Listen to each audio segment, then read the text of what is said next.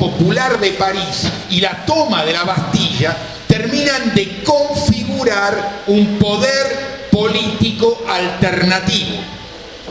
Entonces, de un lado está su majestad y su ejército, y del otro lado está la Asamblea Nacional con los parisinos armados. Y Luis XVI tiene que desfilar en medio de París armado, custodiado por París armado. Es imposible que un rey que ha conocido las mieles de ser vivado por su pueblo y estar resguardado por sus propios miembros de seguridad, por los guardiacorps, de ahí viene la denominación, no haya sentido la fenomenal debilidad de que bastaba que uno de los tipos que allí estaba enarbolara la piqueta y se la desenrajara para la cabeza para que estuviera muerto. Eso es sentir el doble poder en el cuerpo.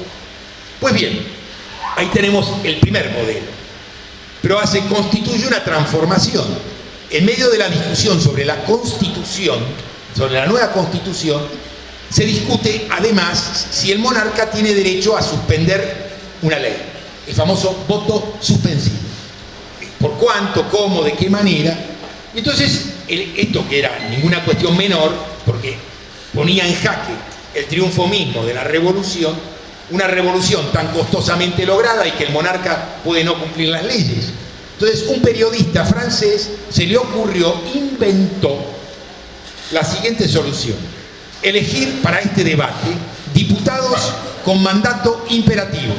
Esto es, no elegir el nombre del que decide, sino decidir popularmente qué tienen que hacer los diputados, y los diputados tienen que representar no a los representados, sino tienen un mandato que cumplimentar. Y estos diputados son revocables si no cumplen su mandato. Esto sucedió en 1791. Yo lo descubrí como texto erudito al que nadie le daba bola, porque se me ocurrió el problema del doble poder, y cuando descubrí esto para mí tenía otra significación. Entonces me doy cuenta que en la Comuna de París, que no sabe esto, pero que arrastra esto, la lengua, cuando hablamos, no dice solo lo que creemos que estamos diciendo, dice además lo que la lengua tiene como su propio cauce, nos hace hablar a nosotros, dirían los psicoanalistas y los lingüistas, y saben. Y aquí viene la cuestión. París no sabía conscientemente lo que estaba proponiendo. Reinventa una cosa que arrastra, que es un gobierno organizado de abajo para arriba, por el cual los que los eligen a sus representantes tienen mandato imperativo revocable, y además están armados para garantizar ese mandato imperativo revocable. El Club del Rifle de los Estados Unidos, que propone que todos estén armados, más allá de lo que significa de verdad en la política de los Estados Unidos, recorre a un argumento que es: solo un hombre armado está en condiciones de imponer su punto de vista político. Un ciudadano armado es un ciudadano desarmado tiene una opinión. Nada más. El doble poder construye ciudadanos en plenitud. Y la Revolución Rusa reinventa por las suyas en 1905 esto. En el libro se cuenta la peripecia de cómo es, pero lo que estoy mostrando es que esta es la gramática de cualquier transformación revolucionaria. Por eso planteé que lo primero que tenemos con un poder existente es un contrapoder argumentativo, un discurso. Transformar el discurso en pregnancia social, transformar el discurso en un argumento con capacidad, ese es el sentido de una política popular. Una política popular tiene esto. Yo, cuando escribí Los Cuatro Peronismos, conocía el texto de la renuncia de Perón el 8 de noviembre de 1945. No conocía el audio, pues existe el audio. Radio Nacional tiene el audio. Y ahí no se escucha solamente lo que Perón le dijo a los convocados, se escucha lo que los convocados le responden a Perón. Y créanme que no es de ninguna manera lo mismo que Perón les dice a ellos. Le dicen: Perón presidente, general, armas, huelga general. Eso dicen los trabajadores convocados el 8 de octubre de 1945. Así se entiende mejor lo que sucede el 17 de octubre de 1945. Y ese también es un fenómeno de doble poder. Es una contralegitimidad con el poder existente que organiza un resultado político que se resuelve electoralmente. Bien, por ahí va. Pero no van armados porque Perón no los arma. A ver, no estamos diciendo que Perón tenía la posibilidad real de armarlos. ¿Y en el 55? Ahí decide no armarlos. Pero no solo decide no armarlos, decide no reprimir a los levantados teniendo una relación de fuerza de 10-1. Perón está en condiciones militares de aplastar esto, y Perón lo sabe. Y Perón, cuando Aramburu lo acusa de miedoso, la fórmula que se usa es otra, dice cagón, le contesta en una carta y le explica que efectivamente, que es verdad, que él los podría haber aplastado como moscas, pero decidió políticamente no hacerlo. Y no por cobardía personal. Nosotros podemos discutir políticamente la posición del general sobre tal cosa. Este es otro asunto. Lo que tenemos que saber es que todo eso existe y existió. Sí. Una aportación, Perón incluso le dice a Aramburu, le responde que lo espera en cualquiera de... Sí, señor, en cualquier frontera de la patria, para discutir ahí quién es guapo, efectivamente. Es una cuestión personal, ¿no? Claro. Para evitar una guerra civil. Así es. Perón distingue perfectamente lo que es un enfrentamiento personal de lo que es un enfrentamiento político. Políticamente responde políticamente y personalmente responde personalmente. Es más, sí, señor. Perón, le dice, lleve sus armas, no utilice las armas del Estado. Claro, exactamente. Yo nunca utilicé las armas del Estado por razones personales. También Perón entendía que la guerra era un asunto de profesionales, la guerra, no de civiles. No te olvides de las formaciones especiales. Perón convoca a las formaciones especiales. En los 70. Sí, señor. Y convoca porque no tiene tropa propia. Porque los dirigentes sindicales estaban más interesados en que Perón se muriera en Madrid que en que volviera a Buenos Aires. Porque si Perón vivía en Madrid, ellos cortaban el bacalao y decidían. Si Perón estaba acá, no. De modo que Perón descubre complejamente que no dispone de tropa propia y convoca a todos los jóvenes a sumarse y cambia sus banderas. De independencia económica, soberanía política y justicia social cambia justicia social por socialismo nacional. Nunca explicó demasiado bien qué era el socialismo nacional y cuando lo explicó alguna cosa muy divertida sobre el socialismo sueco.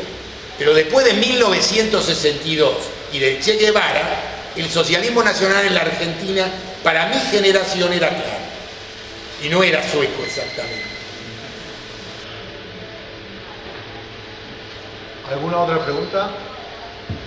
Te hago una... Dale. Más fácil, por favor.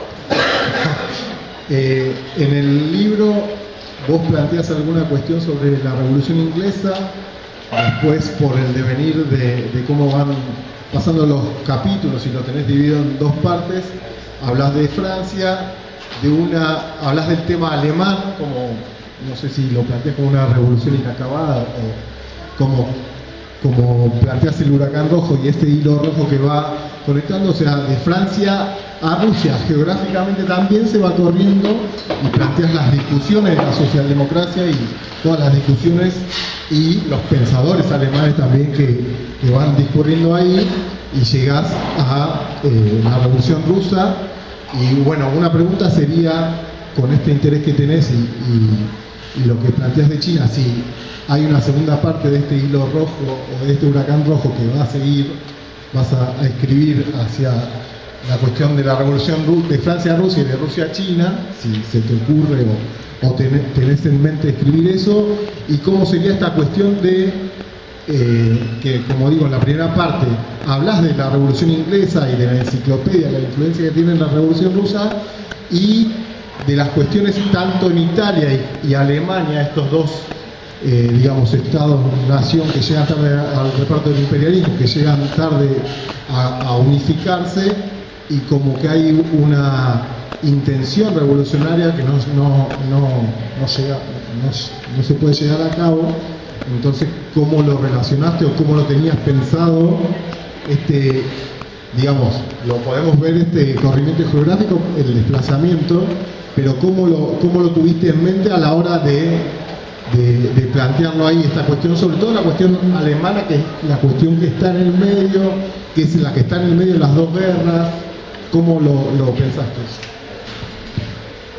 En fin, veo que mis pedidos no obtengo muchos resultados, pero el tema vale la pena. Vamos a poner el problema en foco. Entre 1914 y 1945 hay 9 años de guerra mundial y 21 años de guerra civil. Si nosotros medimos la comparación a esto, tenemos en el caso de la Revolución Francesa, de 1791 a 1815. Dicho de otro modo, cuando arranca un ciclo revolucionario, tenemos una situación de una extraordinaria y compleja tensión que no puede mirarse leyendo la fecha, ¿sí? Hay que mirar en una y otra dirección para entender, claro. Ese bailoteo es obligatorio, si no, no entendemos. Entonces vamos a empezar por el final. Yo llegué al punto donde la Primera Guerra Mundial se transforma en guerra civil, que es el planteo político de Lenin. Y no es un planteo político porque esa es una propuesta que Lenin tiene para la guerra, como algunos ingenuos pueden creer. Lenin lo que está diciendo es que la guerra mundial tiene que derrapar por su propia lógica interna en guerra civil. Y no cabe la menor duda que es exactamente lo que sucede. Ahora bien, él apostaba a que esa guerra civil iba a ser ganada por los sectores populares. Esta segunda parte de la discusión no terminó del modo en que Lenin tuvo como propuesta y previsión. Entonces acá viene que el huracán rojo desata un huracán negro, y entre 1917 y 1939 se desarrolla una guerra civil cuya última batalla es España, donde gana Franco. En general, una de las peores efectos de la historiografía liberal es que nos han contado que el fascismo ganó en Alemania, en Italia y en España. Eso es un cuento chino. En 1930, en Europa, fascistas eran todos. Y este es un problema clave. En consecuencia, el problema es que hay Segunda Guerra Mundial por cómo termina la guerra civil. Entonces, mi propuesta es escribir ahora el huracán negro, y es la guerra civil y su resultado, y entender que el resultado de la guerra civil no está escrito en las estrellas, No es que hay un automatismo de antemano por el cual sabemos, no hay modo de saber esto, no hay modo de entender esto. La historia es una apuesta probabilística, y una probabilidad es un número mayor que 0, es decir, puede suceder, y menor que 1, es decir, no es obligatorio que suceda. Es una probabilidad de fuerzas en pugna. Lo que tenemos que mirar allí es qué pasó con las fuerzas en pugna para entender esta nueva dirección. Por cierto, tengo una hipótesis al respecto, pero yo soy prudente con mis hipótesis. ¿Por qué? No por una cuestión de falsa modestia, ni por temor a que me la roben. No, yo creo que las ideas son del que las puede usar. Nadie le roba ninguna idea a nadie. Hay gente que es capaz de usar ideas ajenas y hay gente que es capaz de enunciarlas. Trotsky enuncia la cuestión del problema del doble poder y lo propone. Yo reconozco que la ocurrencia es de Trotsky, sin duda, pero no la desarrolló Trotsky. ¿Se entiende? Y yo no creo que Trotsky me acusara a mí de ladrón. No, de ninguna manera. Habría que ver qué pensaba, ese es otro asunto. Pero se entiende a dónde voy. Una hipótesis es un punto de partida, son el repertorio de preguntas del punto de partida de una investigación que la investigación tiene que corroborar. Pues bien, generalmente las investigaciones suelen ser, y este es el asunto habitual, mucho más ricas que la hipótesis inicial. Uno descubre mucho mejores razones que las que tuvo y descubre problemas que no conocía y tiene que resolver ambas cuestiones, las razones que no tenía y los problemas que no conocía, de modo que la hipótesis inicial no es más que eso, una hipótesis inicial. Yo les he contado mi hipótesis inicial, eso es la transformación de la guerra en guerra civil y la derrota de los sectores en pugna, dando origen a la Segunda Guerra Mundial. Y este es el asunto. Ahora bien, la Revolución China queda lejos todavía de esto, porque el segundo problema es qué pasa con las famosas victorias del Ejército Rojo. ¿Qué pasa con Polonia, Hungría, Bulgaria, Checoslovaquia, Rumania, media Alemania, etc.? ¿Sí? Bien. ¿Qué pasa con esto? ¿Y por qué se produce la implosión de la Unión Soviética? Sobre la cual también tengo una hipótesis. ¿Y qué relación hay de todo esto con China? Sobre lo cual también tengo una hipótesis, pero son todavía hipótesis en estado crudo. Más el trabajo de investigación y lectura me irá mostrando hasta qué punto eso funciona como yo creo que funciona o qué debo corregir para poder entender y que el piolincito explicativo no se trabe. Porque hay un momento en que uno construye una especie de artefacto. Y en el artefacto uno sabe que funciona cuando le pone la pelotita en una punta y la pelotita cae y no se traba en ningún lado y llega a la otra, entonces el artefacto funciona. Si se traba en algún lugar uno tiene que mirar dónde se traba, ver por qué y rehacer todo el artefacto. Uno podrá decir, qué deprimente. No, uno aprendió muy bien, así no es. Y esto es parte del proceso de conocimiento. Saber cómo no es un asunto tan menor, porque es un punto que nos aproxima mucho a saber cómo sí es. Había levantado la mano Miguel, vos, Matías, fuerte, sí. Bueno, sí, anteriormente estuvo hablando de capital tecnológico, lo cual implica un nivel de innovación permanente. Así es. A ver, ¿qué implica?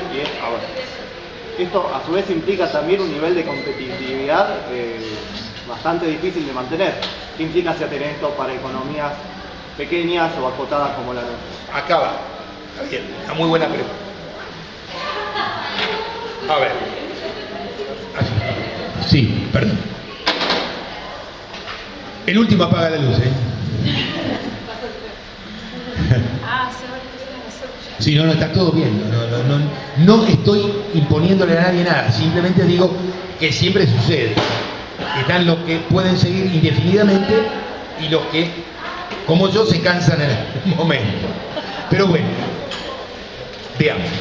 No, es una cuestión de tren que se va. Sí, entiendo perfectamente. Por ahí no es la pregunta por el momento, pero ¿no ha evaluado usted la posibilidad, y hay autores que sí lo han hecho, de la presencia de capitales británicos y de agentes británicos incentivando de alguna manera la Revolución Francesa? ¿Me explico? O sea, siempre hubo una rivalidad de Inglaterra y el continente, digamos, ¿no? La discusión sobre los agentes y la revolución es uno de los temas de los cuales yo me ocupo en el prólogo. Y por cierto, no hay ninguna duda que los agentes existen. Pero la idea de que una revolución se hace con agentes es una idea del que tiene una teoría conspirativa de la historia. Teoría que yo no comparto. La explicación de San Martín como agente inglés la escuché 246 veces. No tengo la menor duda de que San Martín llegó en un barco británico, no tengo la menor duda de que llegó desde Londres, no tengo la menor duda que para llegar al Río de la Plata, en la fecha en que San Martín llegaba al Río de la Plata, tenía que tener un ok inglés, porque no había una madera que cruzara el Atlántico. Después de 1806, después de la batalla de Trafalgar, no cruzaba nadie que los ingleses no quisieran. No cabe la menor duda al respecto. Eso es cierto. Ahora, esto no transforma la cuestión en un problema de agentes, porque esto es no entender que la historia tiene una dinámica que le es propia. Si además inciden hombres que están en condiciones de incidir, no hay duda. San Martín llega enormemente sospechado de muchas cosas, por distintas razones que vale la pena preguntarse y que podemos hacer un repaso muy rápido, pero que es muy obvio. Primero, San Martín se va de acá a los 6 años, y no se va de la Argentina, que no existe, se va de Yapeyú. ¿Por qué razón alguien que a los 6 años se va de Yapeyú vuelve a los 30 y pico acá? ¿Y por qué? La idea de que amaba a su patria, ¿qué patria? Es una trivialidad escolar del Villiquen.